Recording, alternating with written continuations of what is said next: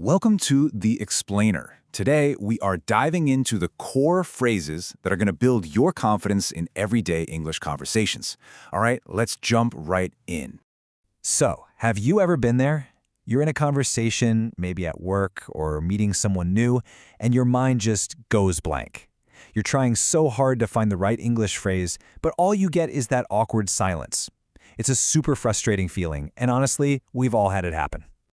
But what if I told you that you don't need a massive vocabulary?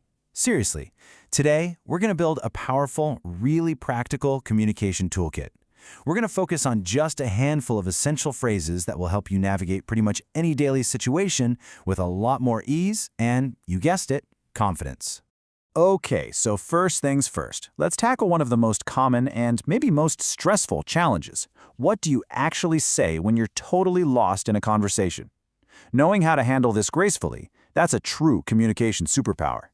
This right here, this is your #1 go-to phrase for getting clarity. And I really want to stress this. There is absolutely nothing wrong with saying this. It is perfectly polite, and you know what? It actually shows that you're paying attention and you want to understand, which is a huge sign of respect.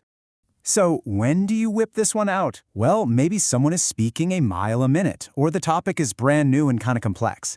Using this phrase empowers you. It puts you back in control of your own understanding, and that is so important. And check this out, we can get even more specific. If you're on a bad phone connection or in a loud cafe, could you please repeat that is perfect. If you're dealing with a super fast talker, could you please speak more slowly? Is your secret weapon. See how these simple, polite questions solve very specific problems? That's what makes them so effective. Okay, so now you know what to do when you're confused. Let's move on to the phrases that open doors and build those positive social connections right from the get-go. A classic for a reason. When you're introduced to someone new, doesn't matter if it's a social thing or a big business meeting, this is your opener. It's simple, it's friendly, and you know what? It works every single time. Saying nice to meet you does so much more than just state a fact.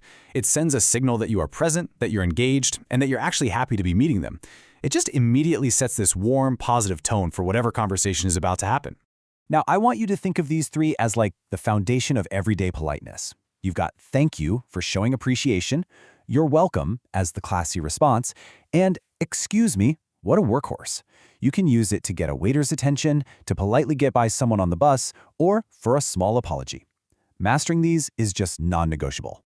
All right, let's shift gears and move into a more formal setting, the workplace.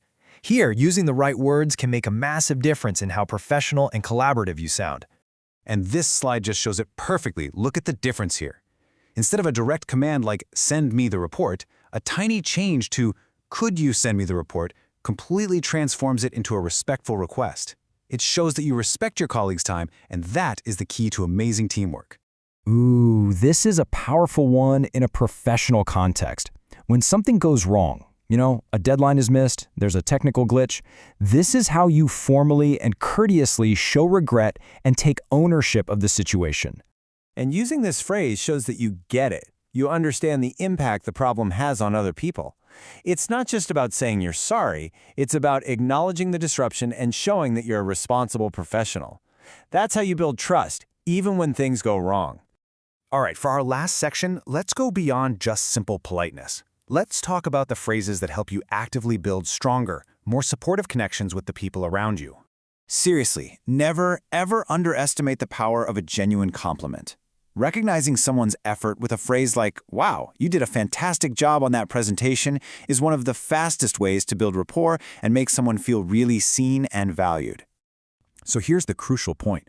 This is so much more than just being nice. When you acknowledge someone's hard work, you are literally boosting their morale and their confidence. This is what creates a positive, supportive environment where everyone feels appreciated. It's how great teams are built. Offering help before you're even asked? Total game changer. Seeing a colleague who looks stressed out and asking, hey, can I assist you with anything? That is incredibly proactive. It shows you're a real team player, and it strengthens collaboration from the ground up. If you take just one thing away from our explainer today, please let it be this. Confidence in English doesn't come from knowing thousands of words. It comes from mastering a small set of powerful, versatile phrases and knowing exactly when and how to use them.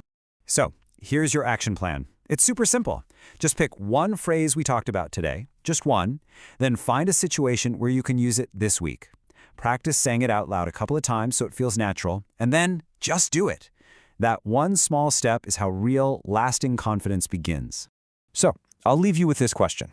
Out of all the great phrases we covered, which one are you going to practice this week?